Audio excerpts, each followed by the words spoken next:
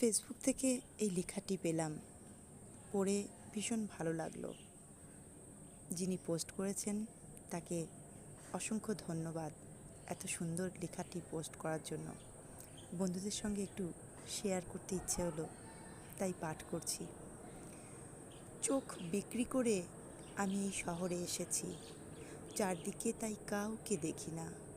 পথের মধ্যে একজন বলেছিল, কান দুটাও রেখে যাও। রেখে এলাম। এখন আমি আর ভালো মন্দ কিচ্ছু শুনি না। তবে মাঝে মাঝে খুব খারাপ লাগে এই শহরে। একজনকে বললাম, এই খারাপ লাগার কারণ কি? বললেন, বোকা ছেলে, সব বিক্রি করেছ, বিবেকটা বিক্রি না করলে তো এমন হবেই। এরপর এই শহরে আমি একজন ভালো ক্রেতা খুঁজে বেড়াচ্ছি।